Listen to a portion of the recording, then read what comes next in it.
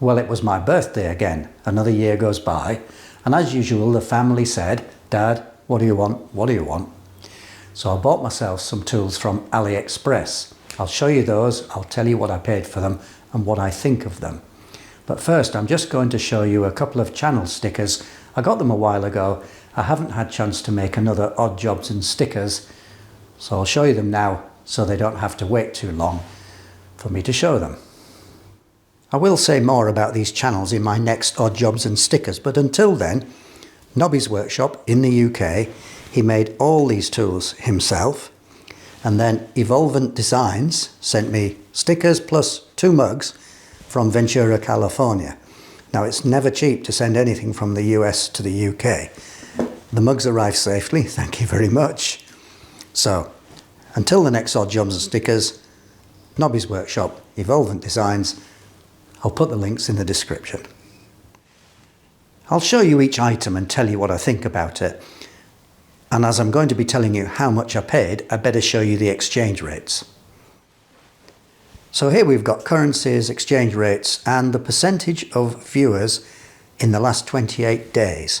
So UK, 48% of views in the UK, US 12.4, and so on. The European area is just adding up. France, Germany, Italy, Spain, Holland, Belgium come to mind, 9%. This percentage is growing, if anything. This one is reducing as a proportion, America, US. India's mentioned because I still get 1.7% of my views in India. So, US dollars 1.3 to the UK pound, euros 1.16, and so on. Now we're right in the middle of the tariff goings on.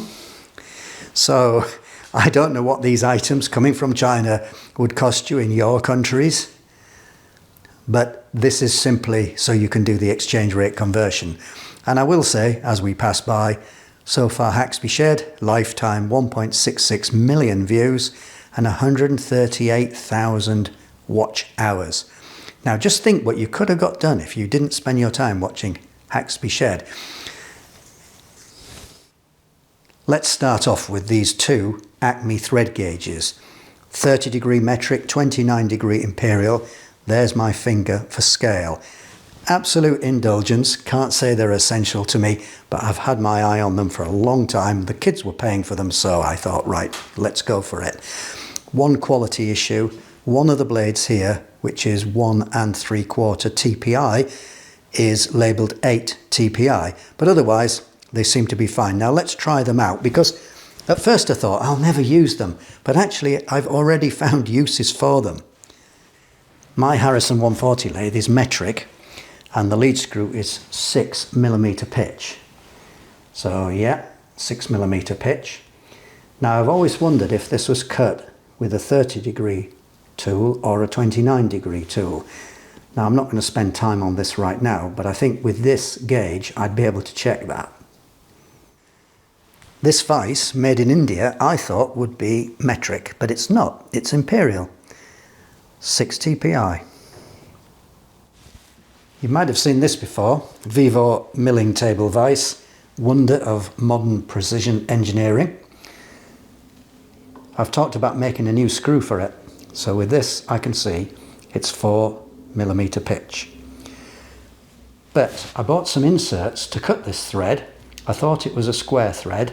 But now, since I've got this gauge, I can see that it's actually just a badly cut trapezoidal thread. So I bought one set of inserts to cut it. Now I've had to buy a different insert. We'll come to that. Now, even where the threads are not Acme, these gauges can be quite useful, because I know that this jaw fits a 4 TPI scroll. And there you go, look, it's showing 4 TPI. When you know, it's easy, but if you don't know, these make it quite easy to check. All the prices I give you will include shipping and all taxes, and these two together were £31.90. So when I thought that that Vivo Vice screw thread was a square thread, I bought this pack of 10 2mm grooving inserts, left hand as it happens, and at the same time I got these two 16mm shank tool holders. Previously I had 12mm shank tool holders. I don't know why I bought 12mm. I think it was just inexperience at the time. So I thought these are cheap enough and I'll just buy another pair. So £14.75 for these inserts and then £13.30 for this pair. But after I checked the Vevor Vice thread with the thread gauges and decided it was trapezoidal after all, I bought a trapezoidal insert for 4mm pitch thread cutting. That's 22 insert and that was £6.35 delivered. Next up, left and right DCBN tool holders, 20mm shank and CNMG 12 inserts to suit. These were £28.78 the pair. These inserts were £8.75. Now there is a quality problem with these. This clamp is too long. So there's a peg which goes in that hole and the arrangement is when you clamp this, there's a kind of sliding taper which moves this clamp that way, and with a peg in the hole it pulls the insert into the back of the holder. This one, the peg, is over here. Maybe it was made for a 16 insert, not a 12. So I got in touch with AliExpress. I thought, well, I'll have to send something back sooner or later, let's do it now. But I asked them, could I get this part? They said no. Could I return a single one? Apparently not. I did it on chat. It was almost immediate. And they said, well, you can send the whole thing back free of charge. And they sent me a label to do it. But then I noticed they said, instead of sending it back, would you take £4.40 discount? And I said, yes, okay, because I can use that clamp, this one, on either of these holders. But actually, it was £4.40 discount on each item. So that was £8.80 off. So net, that was only costing me £20 for the pair. Now, these clamps are quite hard. So I may grind it short, may try and put a peg on it, don't know if I can, but either way I can use that clamp on both of them anyway. So these are for rough turning. I first saw this format on Swan Valley Machine Shop, Max's channel, and I'm actually going to have a go at a bit of rough bar turning and see how we get on. This is the clamp that's too long, look. There's a sloping shoulder here, so when you clamp that down, it moves the clamp back. That peg is supposed to be in the hole in the middle of the insert, and it's just too long. It's a good job I trued up those chuck jaws last week, isn't it? Absolutely worth all the trouble. This is a really rough piece of iron, I think. I found it at the seaside. I suspect, because I saw a few of these around, it might have been ballast from a boat. Don't know. We shall see what we can do with it. It's fairly soft.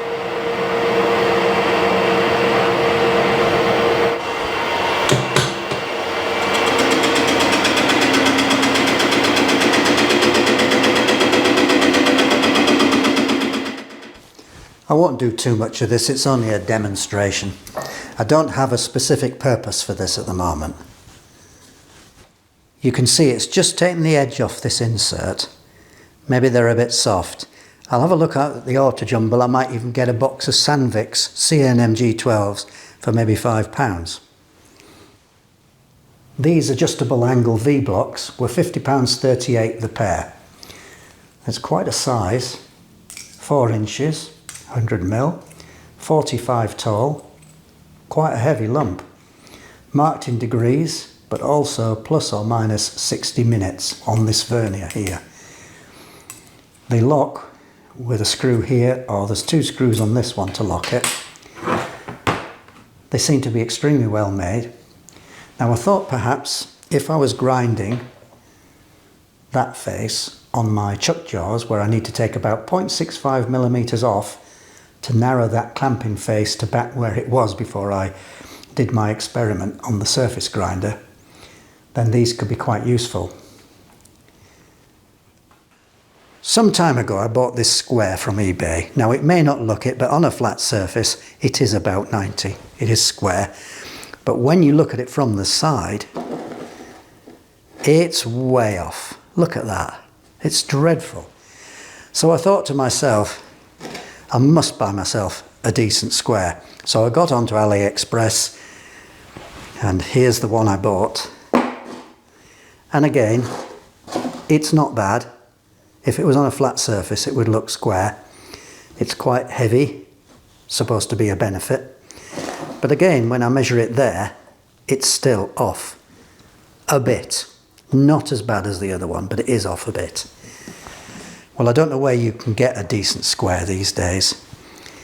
This one was a £5.99. This one, I think, was about the same from eBay. So, if you know where you can get a reliable square these days, let me know.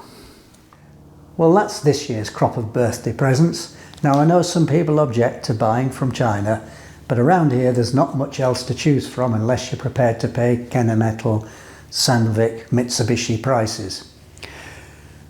And you may as well buy direct if you're going to, because what's the point of paying somebody 50% extra to work from their bedroom as a drop shipper, paying them all that money just to press buttons?